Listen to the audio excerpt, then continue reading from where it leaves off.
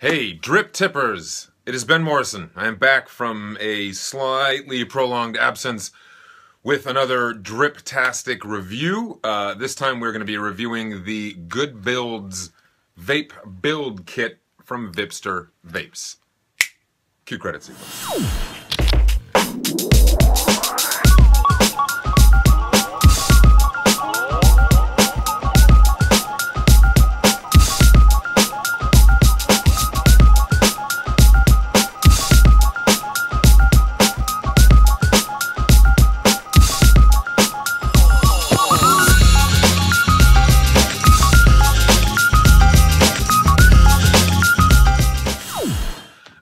This was my first build kit I've ever had, and thank you for Vipster Vapes for sending it to me for review.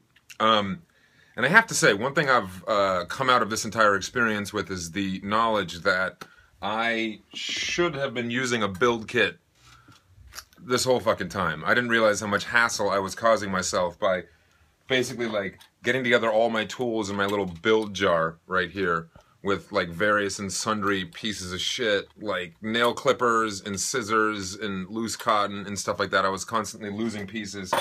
And it worked for me because that's what I had going for it. But I didn't realize the effectiveness of actually having it all in one place, which is why I reached out to Vipster Vapes, because I found their kit and asked if they could send me a kit to review.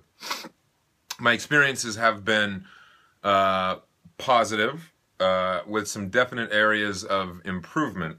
One thing they have done really well is put all of the tools that you will need under one roof and in one nice convenient package that's not too big, it's not too small, and basically is a one-stop shop for everything you might need for your coil building lifestyle. So I think what we're going to do is we're going to cut to the close-up. I'm going to show you what's in the kit, and I'm going to do a build using the tools on the Velocity RDA, which I just got, which I am posting a review of very shortly. So let's take a closer look at the GOODBUILD's toolkit from Vipster Vapes and do a build. Peace out. What? No, not peace out. We're just going to close up. Don't close the video. It's not over. We have a lot. The review is now.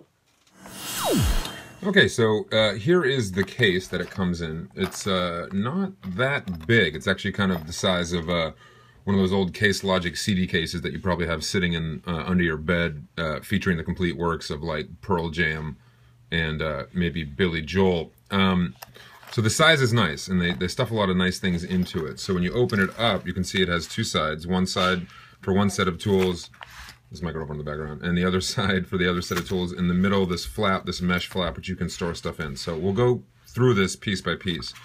First, you have the cotton cutter, with which you cut much cotton.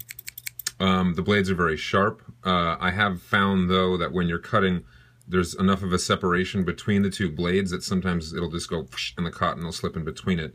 The cuts are most effective at the tip, but as far as shears go, it is nice to have something that works quite well for cotton. But again, these do come apart. And let me just say, moving forward in the review for this, it is my tradition to do honest vape reviews, because I have your best interest at heart when you're spending your hard-earned money, so I'm not going to embellish my reviews for the sake of I got this for free. That having been said, this does a lot of things right, and there are some things that I hope in watching this they will listen to and improve upon, because as a kit, it's pretty well thought out. Here you have their atomizer screwdriver, the one-stop shop fits-all screwdriver with the hashtag GOODBUILD, and the way it works is you screw the top out, and in here are all the different screw heads you might need. I haven't found myself using this that much, honestly, because I still enjoy my safety screwdrivers, and I think you guys are probably going to stick to these as well. I think instead of having an all-in-one screwdriver such as this, because it's a little big and a little unwieldy, and you have to swap out the tips, if they could just include a nice selection of these, that would be good. It would take up about as much space too. However, if you don't have those, all of your bits are in one place, and they store nicely in the top. Let's put them back in. One by one, in they go. Alright, screw that back on. Here we have the ohms reader. Functionally, it's the same ohms reader you are used to. Put it on, it lights up, it works. What more can I say? It works. It works very well. It has 3-digit ohms, and it's how you can ET ohms home. I don't know what the fuck I'm talking about. Here we go. In the mesh, which I like, you can store some of your cotton. They did send me some GOODBUILD cotton. I'm sure you have lots of organic cotton. Now, and you can store your wire. Oh, God damn it. Don't you hate it when the wire comes out and gets snagged everywhere? What a pain in my dick.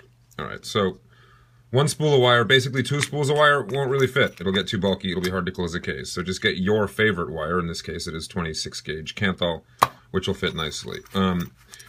In the kit, we have probably my favorite piece of the kit, the coil wrapping jig. Do a jig. You can wrap some coils, diddly-dee. I'll show you how this works when I do the build. There's a stopper up here where you can store your rods in. Put your rod up in it. And it comes with a variety of different rod sizes. But my big gripe with the coil jig kit, and I am actually giving 2 of these away at the end of the video because they sent me some extras, and it is very useful. The problem I have with it, however, is it comes with a variety of sizes of rods, but there's no demarcation on the rods. I don't know which rod is which size. They're just kind of random rod sizes, and it didn't seem to come with any documentation telling me what size was what. They're also a little shorter than I would like them to be. You know, just look at the variance in sizes there. Like you have 2 really big ones. I think one's about 4 millimeters, maybe one's 3.5, and then it jumps all the way down to probably 2. And then these tiny little rods, and I can't really see myself ever needing this one. What fucking coil am I ever going to build on a rod that small? My main problem with this, however, is the rods do work, and I've built plenty of coils on them, but let's just take the biggest rod right here, and the second biggest size. Where did I put that? Where did I put that rod? Ah, here it is. Whoops. Rods all over the place. Ah. So here we have the biggest rod and the second biggest rod. Now, I do like everything self-contained, and they have this hole in the base of it where you can store your rods. So you put the big rod in, but the second biggest size will not fit in there. I mean, that's kind of a pain in the dick. You can't get the other ones in there. They need to make the bore of this hole just ever so slightly larger so you can get more than just the biggest one in there. We're probably going to build on this size. And again, I don't know what size the rods are, so I'm just guessing this is probably about a 3 millimeter size. That's just my guess. I have no real way of knowing. The way the coil wrapping jig works, however, and what it does well, is you unscrew this. These are plastic, and it would be nice if we could see metal screws, metal holders in place. Anyway, this screws out, and you can see in there, you just pop the rod in, screw it back in place, and then you're going to take your Kanthal, or nickel, trap one end in here, and then wrap around the jig here. It does work quite well, and I will show you me building a coil, or 2 coils for the velocity in a second once I'm done going through this. So I'm going to set this aside and take my many rods of many sizes, and put them back in the rod bag. The rod bag, you like that? I got a bag of rods. Get in the bag. Get in the bag. If I did jump cuts, I'd cut this part out, but I don't. Maybe I should start with this video. I really do waste a lot of dead air on this. Putting rods in bags. You're just listening to me talk, aren't you? What do you guys want to talk about? How was your day? Your hair looks amazing. Ah, tiny rod. How little I need you. So I'm going to put that back in the bag. We'll keep the cotton out. We'll keep the Kanthal out. We'll keep the jig out. The jig is up. Put that back in there. And then on the right side are your ceramic tweezers. These are nice pointy tips. Seems to be well made. Might as well keep that out too. Gonna use it. Then they have the wire cutters. Wire cutters are very useful, especially when you're doing dual coil builds in tiny ass RDAs where you need to actually get right under something and snip it. But again, I have a quality control issue with this. About 2 days into using it, this slipped off. 2 days. 2 days into using it, this just slipped right off. That's not good. You do not want this to slip when you're cutting wires. If you shove it back on, obviously it will stay, but it came off pretty easily. A lot easier than it should. But as far as cutting wires, I found it to be effective. We'll see how it stands up after long-term use, but you know, I'm not cutting that many wires. I'll keep that out too. And then you have your curved nose pliers. And again, this is a preference thing, but there's not enough spring in the pliers. When I first used it, they'd get stuck closed and they get stuck open. These need to be a little springier. Maybe I can just push these down, but I don't want to have to do that. Boom. So there you go. That's the contents of the kit, and this case is actually quite handy. I can fit everything I need into the case, which is helpful. So I'm going to get the components I need out, leaving the screwdriver in there because I've never actually used it and don't really think I need to. We're going to put this aside. So I'm going to set it for the build. Back in a second. I'm dealing with a Kanthal explosion right now. This is ridiculous. Please bear with me. Okay, that was very not enjoyable, but let's get building. So the way the coil jig works is I have this rod in here of indeterminate size. Let's just say it's 2.5 mil, 3 mil. Hey, why not? 2 lengths of Kanthal. Unscrew the top screw post here. Trap one end of the Kanthal in it, just like so. And hold it down. And what we're going to do, let's just say we're going to do a dual 8-wrap build micro coil for the sake of effing around. So then yank really hard on the wire, then pull it around. Whoa, stay.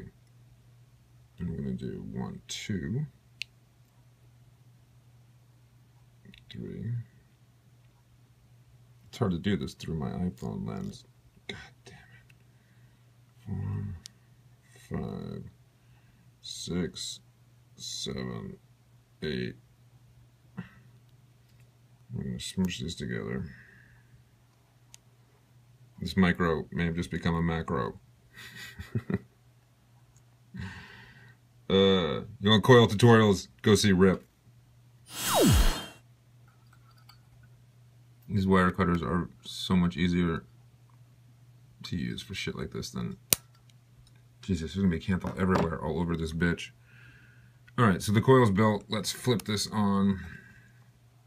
0.71 ohms.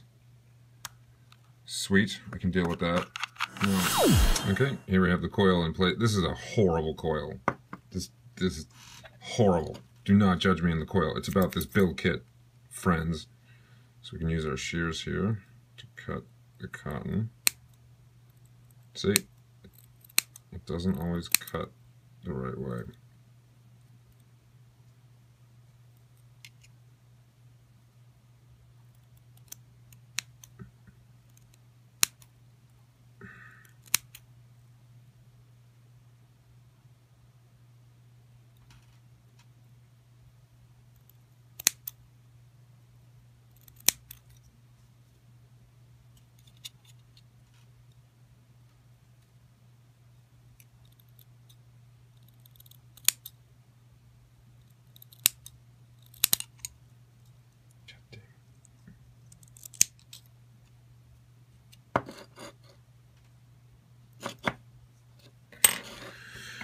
And take your strong tweezers and push the cotton under it.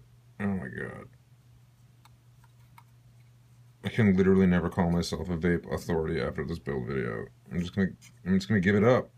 I'm gonna give up vaping. I'm gonna go into farming. I think I'd be a better farmer anyway. With build skills like this. Old MacDonald failed at vape. E-I-E-I-O. Holy shit, that was an odyssey, as you can see by the war zone below me.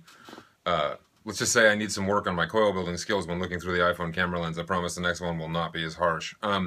As for the kit itself, I do like the kit. Like I said, certain elements of the kit need some improvement, but having everything in one kit for $39.95, which is what they're offering for it, is very worth it, especially given the random assortment of components I've been using to date. The kit does cover all the bases. I like the carrying case here. You can see it in its real world size.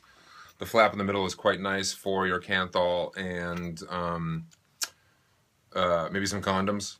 Bring it on the road, you never know. Vape Summit, get lucky. And the tools are useful. Again, we have the cotton shearing tool. Let's put that back in there. We have the wire cutter. You can escape your way out of prison this way. Mexican drug lord, why not? You know what? All the components, I've shown them to you. If you need a kit, you could do worse than the GOODBUILD's kit. For the people at GOODBUILD's who are watching this, my advice would be make the rods a little longer, make them a more uniform size, and label what the rods actually are. having no documentation doesn't exactly help. But aside from the components are good. The ceramic tweezers are very nice. I like having these. These on their own are $10 almost anywhere you go. And god damn, this RDA kicks. I have like nicotine sweats right now. The GOODBUILD's kit by Vipster Vapes. You can get it online at vipstervapes.com for $39.95. It's a solid kit for all the components that come with it. Certain components need a little work, but they are definitely not going to stop you from building coils and having everything in one place. I need to go get some air. I am Ben Morrison. This is the Drip Tip. Thank you, everyone. If you like this video, please like and subscribe. Thank you, everyone who visited my new website, benmorrison.org. There's a hell of a lot of content on there. There's a lot on there. And until next time, if your tip ain't dripping, you, my friend, are tripping. Bye-bye.